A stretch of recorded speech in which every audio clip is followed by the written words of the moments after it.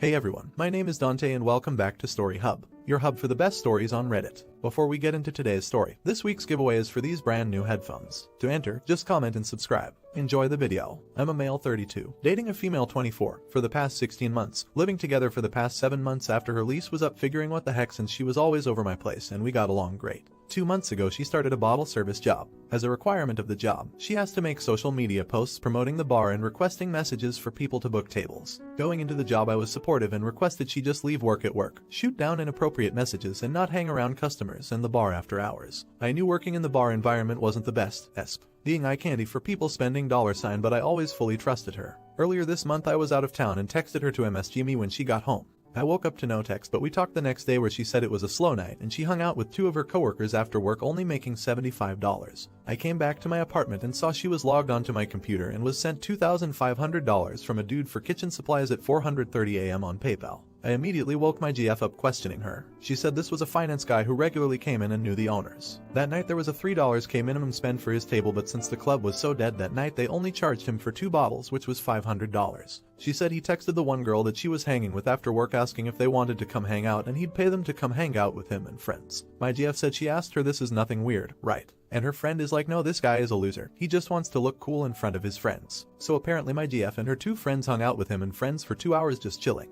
She said as they left he asked for her PayPal to split and he sent the remaining $2,500 as a tip, extra for the holidays. When I initially heard this, my gut reaction was this is BS and super shady. For so much money for nothing to happen, I asked why didn't you mention this to me at all? Like, hey, this weird creepy dude paid us money to hang.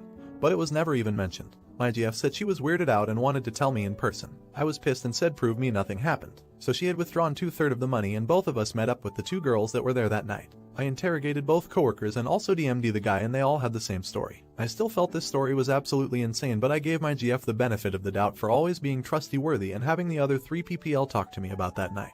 In addition, I had my guy friends and their GFs look over text exchanges I had with my GF about this while also viewing this guy's IG profile and what he wrote to me. They said this guy looks like he has Napoleon syndrome and they'd be floored if my GF cheated on me with this guy. Anyway, this week I was totally dead wrong. I'll admit it, but I looked through her phone. Something was still bothering me about this entire story, and my GF gave me my entire sob story of how her rock. She'd never hurt me. She sees us forever and also is willing to move back to my hometown later next year. I'm thinking, are you saying this because you effed up or do you really don't want to lose me? Anyway, I tried her passcode that I knew from driving around in the car playing music, but the passcode didn't work. Figured that it was a sketch. Then I made another guess and got right in. I checked her recent texts and noticed a random number texting her within the past couple weeks, things such as, you up? Just got back to town, wanna hang? Oh, you're in town, send a pic. Also another text saying, are things good with you and your guy? What really bothered me though is he texted her, I'm out with my buddies, come meet up, name your price, and another text saying, remember who took care of you. Most of these she didn't reply, but she never texted, hey stop I have a boyfriend, or blocked him. He also knew she had a boyfriend after I messaged him previously. At this point I am absolutely furious. I woke her up and said, hey, I gotta admit I've been on edge. Went through your phone and saw you're still texting this guy.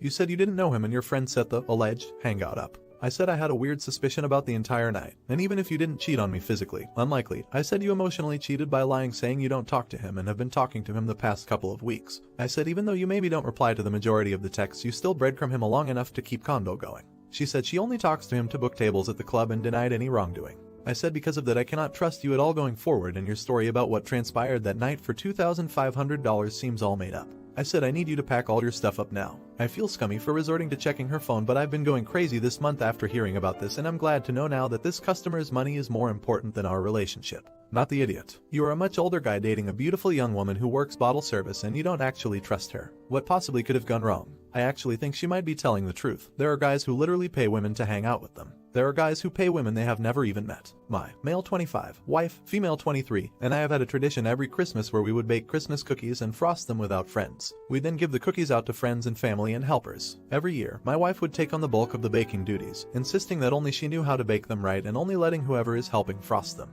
She always insisted on doing all the baking because frosting is the fun part and the only thing people want to do. Usually this frosting and baking marathon would last until the wee hours of the morning and start around noon. Well, this year, for reasons that aren't relevant to this post today, she would not be available on the day we normally do all of this. She was sad that we wouldn't be able to do our cookie tradition. I said that I was more than capable of baking the cookies. She seemed to think I was joking and that I could basically never do it myself. Well, I said I'd try, and she wished me a sarcastic good luck. Well, in the run-up to the days of baking and frosting, I start running drills to optimize production. Enter testing and tragic mistake montage. I started rearranging the house in various configurations, running tests on the dough we were using to see how long it took to bake and making appropriate changes while running it by taste testers, substituting ingredients for quicker bake time while preserving taste, making the cookies as thin as possible without comprising frosting ratio, canvas space for creativity, and or comprising structural integrity, etc. Come baking day, I have everything down to a science. As friends and family come in, I give them the rundown. After a couple hours most kinks are worked out, and cookies are flowing out at a breakneck pace. Eventually, we start running out of material, something that never happened under my wife's aegis. We start making runs to the store for the necessary raw materials to fuel our mighty cookie forges. By the time we were exhausted around 2 a.m., we had produced at least 5 times the amount of cookies we ever had before. While my wife gets home a couple days later and is weirdly upset.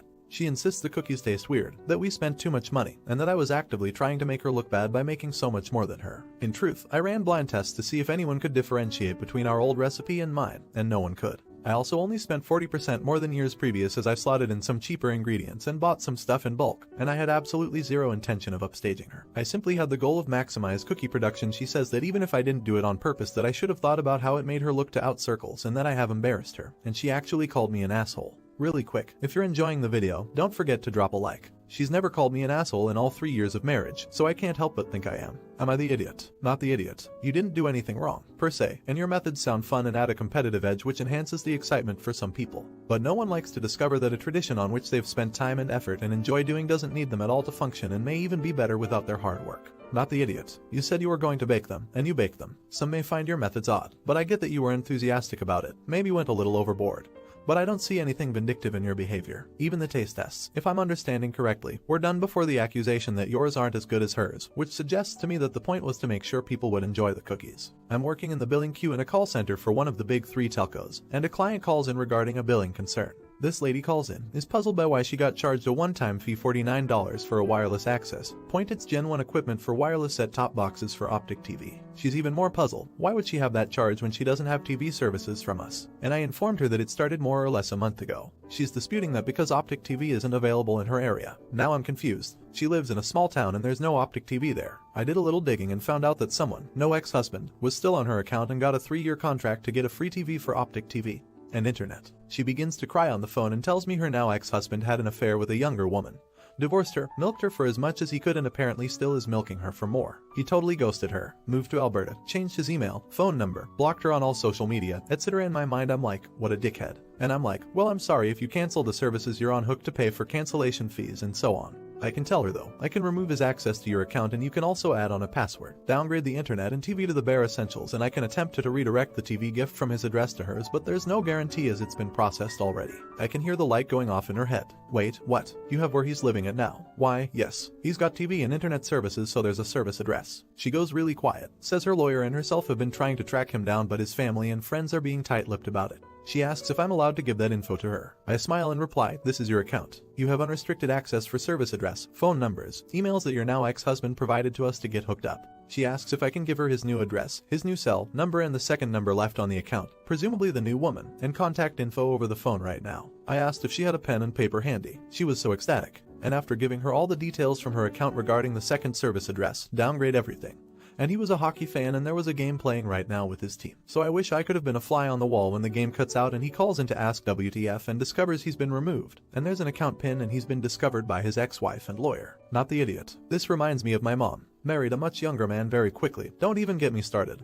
Marriage ended in less than a year and he's being a duck. Traded in their car he had for a brand new Mustang and added it to her insurance. She called to get it removed. They said unfortunately they couldn't. She's like, well it's my policy, can I just cancel it? And Luke in Austin TX said, why yes ma'am you absolutely can. Canceling the policy. About a week or 2 later he totaled the car speeding because he's a horrible driver. Not the idiot. Absolute bargain for $49 and a nice bit of karma too. I hope the ex-wife's lawyers go to town on the ex-husband. Thank you for watching and if you enjoyed, don't forget to like and subscribe.